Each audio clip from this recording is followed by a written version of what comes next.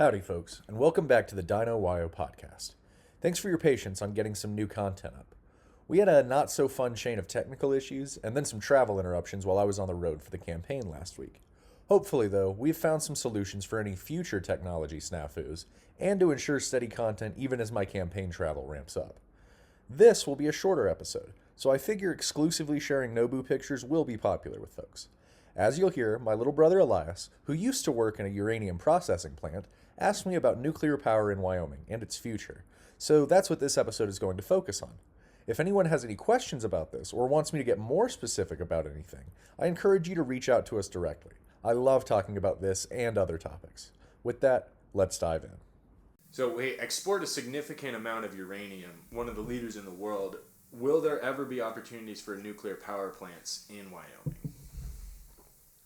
I always answer this the same way to begin.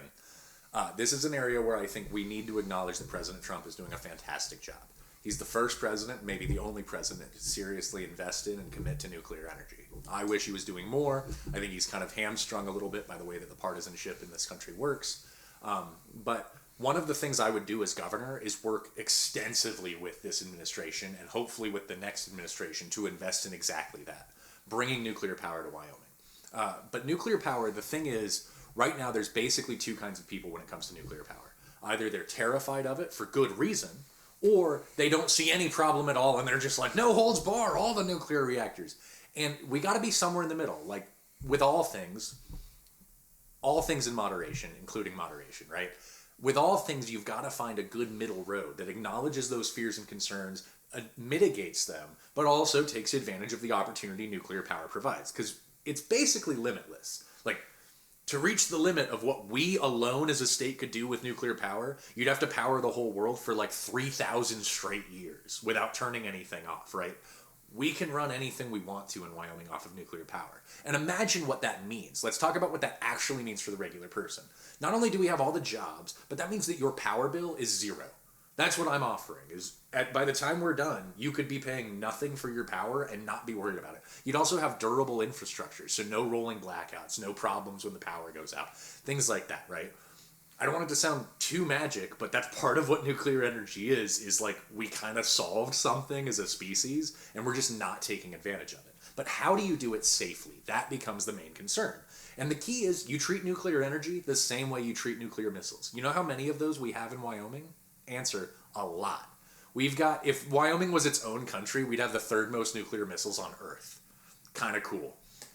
If we're comfortable having weapons of mass destruction, whose only purpose is destruction, you can't turn a nuclear missile into power, why can't we also have nuclear power? You know what I'm saying? So what you do is you partner with the military, you partner with the Department of Defense, the Army Corps of Engineers, administrative bodies like that, and you make sure that it is a well-regulated, safe, and secure tool for the people that you then use to power the entire state. And then here's an advantage, because I think a lot of people in Wyoming, now, something that'll happen to me a lot, people will kind of like look both ways and then lean into me and confess, Gabriel, I like nuclear energy, as if it's some big, secret that they're not allowed to express. And I think the reason for that is, in Wyoming for a long time, there's been a myth that if you invest in nuclear energy, we're hurting coal jobs, we're hurting oil jobs, we're hurting gas jobs, we're hurting wind jobs even. And I'm not the biggest fan of wind, but you can have your energy and you keep it too. The thing about nuclear energy is it doesn't have to undercut your traditional industries. It doesn't have to undercut fossil fuels. But I'm going to pitch a little bit of an abstract scenario for you to maybe conceptualize what I'm talking about.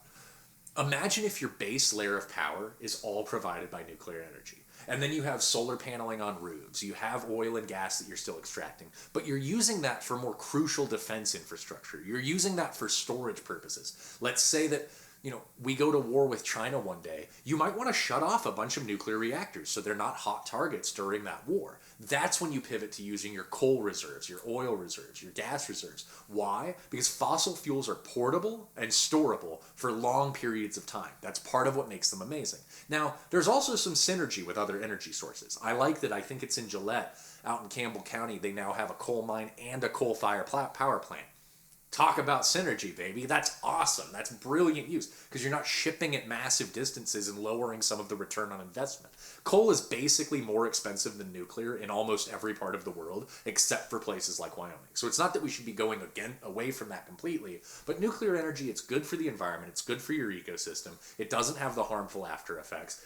And again, we can mine it, refine it, turn it into power, and then use the depleted uranium in Wyoming. So all of this flows together. That's why I hate politicians so much, is they make it seem like you have to choose this or that.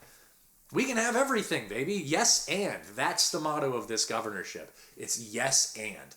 Education, it's the same thing. Energy, it's the same thing. Jobs, it's the same thing. I'm not saying no to anybody's jobs. I'm saying yes to that job and to that job. And that's how we make Wyoming a beautiful, thriving, wonderful state where people have $0 power bills. If I can emphasize anything about investing in not only mining and refining, but turning it into power in Wyoming, it's that your power bill will be zero. Other people out of state are going to pay for our energy, not us. Thanks for listening. If you enjoyed this piece, be sure to like and subscribe and all that other jazz. Also, if you want more content from our campaign and the DINO movement, be sure to check out our website at dinowyo.com and our other social media channels linked in our page description. If you'd like to reach out directly to voice your own thoughts, concerns, or questions about nuclear energy in Wyoming, feel free to email me directly at dinowyo@gmail.com. Until next time, this is Gabriel Green, DINO candidate for Wyoming Governor in 2026.